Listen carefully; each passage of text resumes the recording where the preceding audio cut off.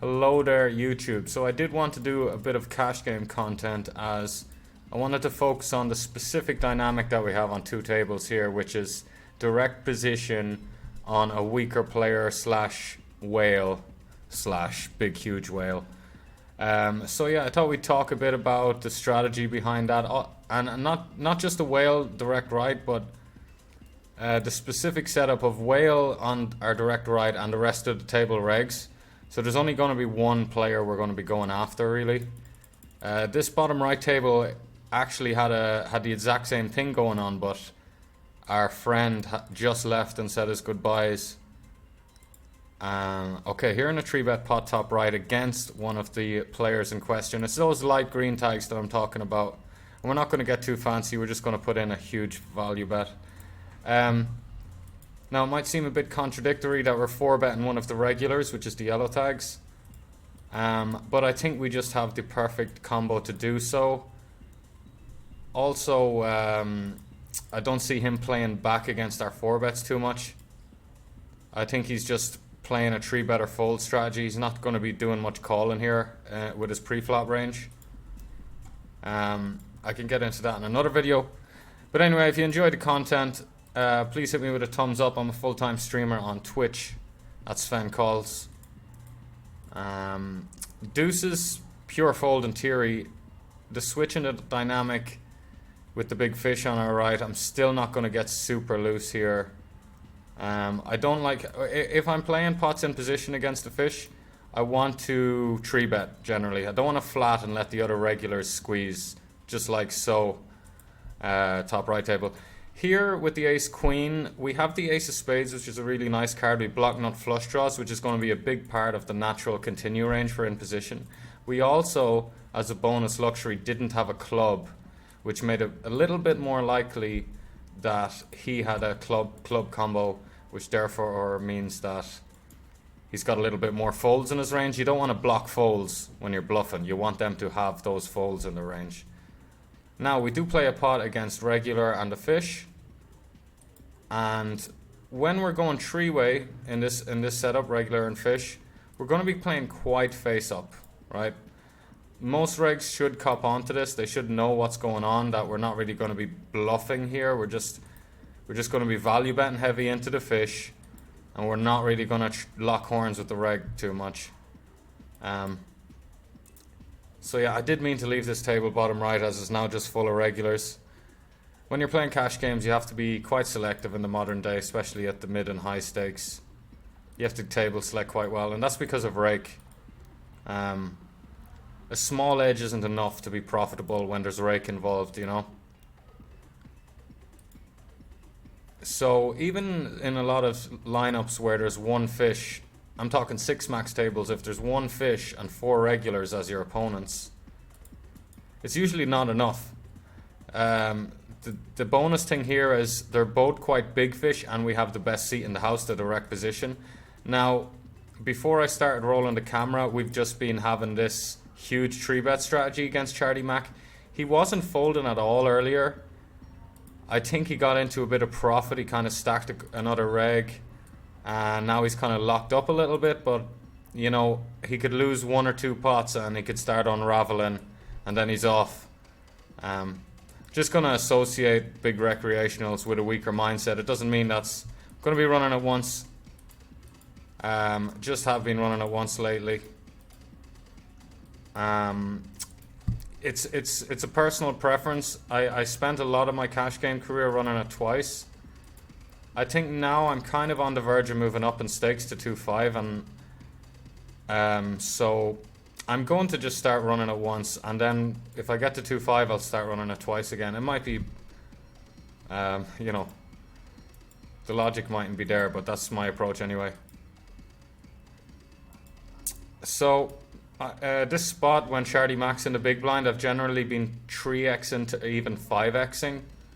This red tag here is not just a reg, but a good reg, an above average regular, so he would be the best competitor on the table, if not the best player full stop. He was the only guy who has been attacking my huge 5x opens into this big blind, which has made me like a little bit gun shy to do it with too wide of a range or even do it too often. But anyway, when Charlie Mac's in the big blind, the good reg's in the small blind, so he can only punish our huge 5x size so much.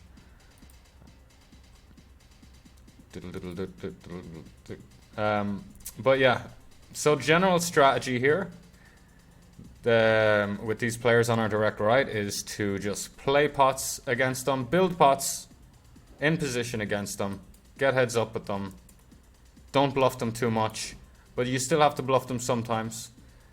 Value bet, value bet, value bet, and the times you do bluff, show them if you want. Definitely no harm. Sometimes it seems a bit malicious and they end up leaving a few hands later, which sucks. You don't want that happening. Then I feel bad. Somebody's blown smoke in my face. You'll get to see some theoretical poker as well as I play pots against the regs, just like when I opened that King 9 of diamonds there in the button into 2 regs. Going to be seeing some GTO stuff. So yeah, a nice kind of setup, like I say again, with these table dynamics, because the two tables are kind of identical, but we do see a potentially weaker Japanese player here on our left. He's not full stacking. He's not like adding on to 100 bigs every time, which is usually a really good tell that they're recreational. Not all recreationals are super easy to play against or bad, but initially at least, but you usually can find holes in their game and figure out how to exploit them pretty quickly. He does just 3-bet there, snap call a 4-bet. Would be nice to see a showdown here.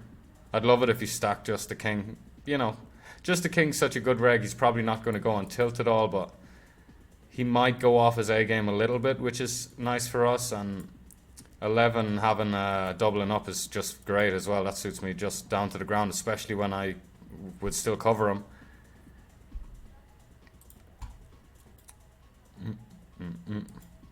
So yeah, we're going to see both a lot of exploitative play, and theoretical play. I think this is going to be a good spot to just we'll polish our size up to a 4x. You know, we'll put a bit of a lasso. Charlie Mac is starting to do a bit of folding as well, which isn't ideal.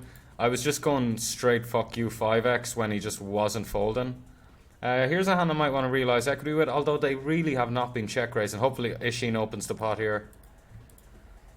They really haven't been check raising, so actually with that, this is a very vulnerable hand, and I'm happy to just start betting. It's a very thin edge we have here though, because if he's got a hand like Queen 10, 7-6, I'm not just saying because they completed, but any straight draw plus having live pair outs is going to have a lot of equity against us, so it's not that much equity to just start betting, but the fact that he's just never check raising really helps the EV of our bet, the profitability of our bet, not to get too technical.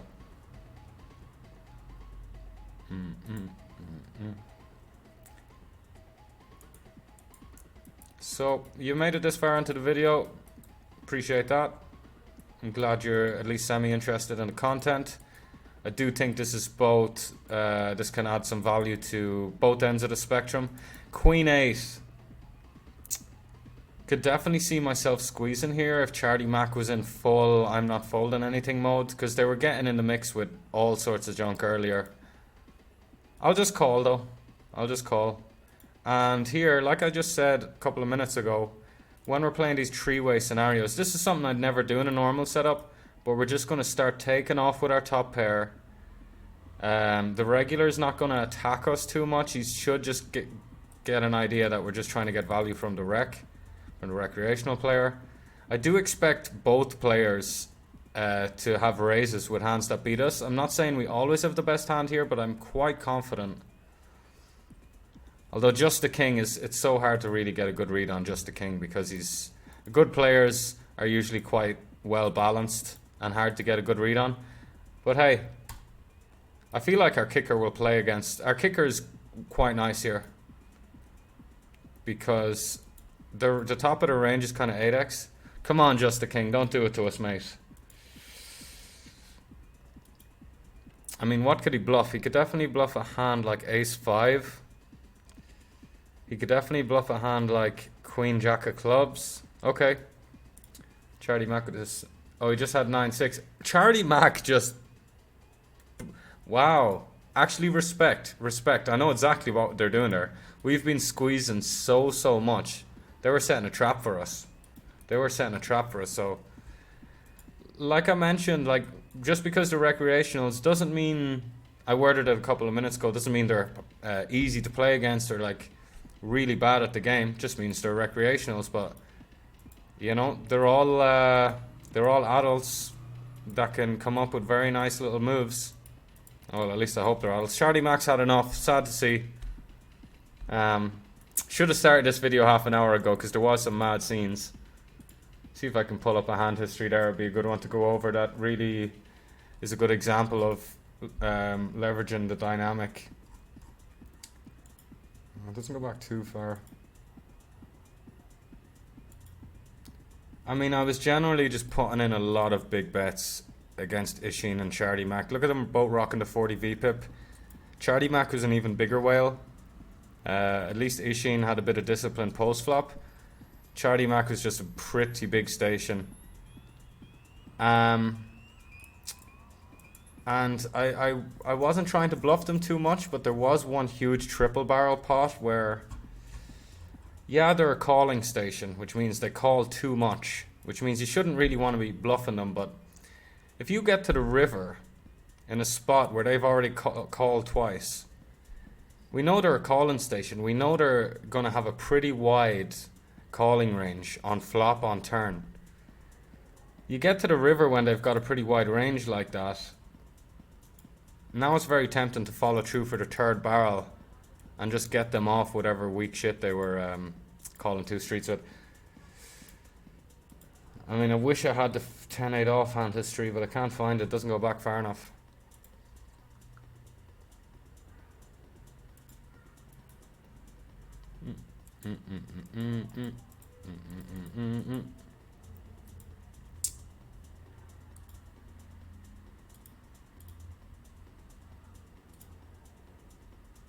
Charlie Mack, please come back. Another spot where we're just going to squeeze, try get heads up with Ishin. Big chunky size. Try and get the reg out of the pot. Try and make sure we play this hand in position, not out of position against Mr. Gordon Ramsay over there. Magrito Ramsay. That was crazy play with the Charlie Mack flatten the aces in the small blind. It's so weird to do at this really deep stack depth, but because of how much we were squeezing, it was actually a really smart move, really smart little play. And we nearly did squeeze Queen 8 off. We nearly did. That's how much we were pushing it there in that spot. But I felt like their discipline was just starting to rise. They went on a little 40-minute stretch where they were just kind of losing their minds a bit. Which is why I was like, I should record this.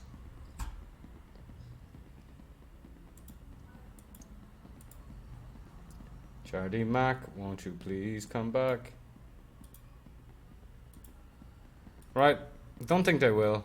They got a minute left on the clock and they have nearly a full stack there. If they want to rebuy, they can only add on another 15 big blinds, so it's not like they're trying to deposit more. They don't really need to. They're just gonzo. How much is Ishin 3-betting here? 2%. Okay, so we have a pretty good example of loose passive. I still want the green tag because they are huge fish. But yeah, we'll play a bit of Zoom 200, or as it's known on GG Poker as Russian Cash 200. All these stakes are 1-2 if you didn't know already. 3-bet pot here, blind versus blind. We're going to peel with the backdoor flush draw especially.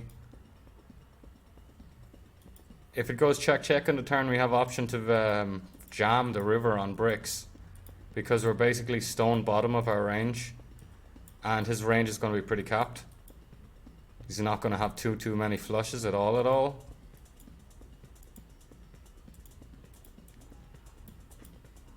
But yeah, we'll bang out a couple of minutes of this 6 max fast format. See if we can get a couple of interesting spots. Maybe some more spots with a big green, luminous green tag to our direct right.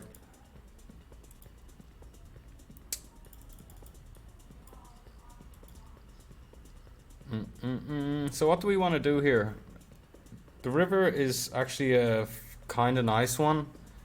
Oh, when he leads out like that, it's quite problematic, to be honest. I mean, Jack 9 of clubs, 9-6, we block both of those.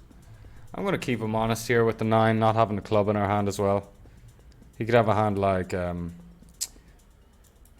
ace 5 of clubs. He could have a hand like 6-5. Yeah, keep him honest. At least deuce of clubs. So yeah, some club combos there. That's what is exactly the reason why it's nice not to have a club in our hand.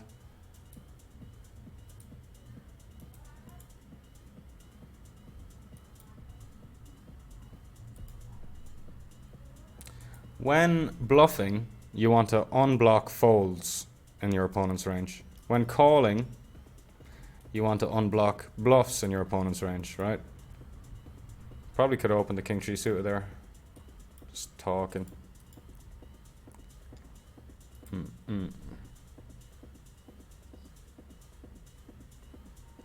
But yeah, I'll say it again. Watch me on Twitch. I'm actually a full-time tournament player. I play cash towards the end of my tournament sessions, or sometimes I just bang out a cash session. I guess I'm both, but I've been playing tournaments for 7 years. I've been taking cash seriously about 3 years. Grossed about 700k from both in 7 years. And the first year of that was unprofitable, so it's really like 6 years. So yeah, watch me on Twitch, Sven Coles. And sub to the YouTube channel. We play fantasy football semi-professionally, or at least we're trying to. Fantasy soccer, that is. And yeah, we play poker professionally, as mentioned. So subscribe, give us a thumbs up, bit of support. Don't think there's too much going on for any further content on this video. But I will be back with more. So, much love, and I'll chat to you very soon.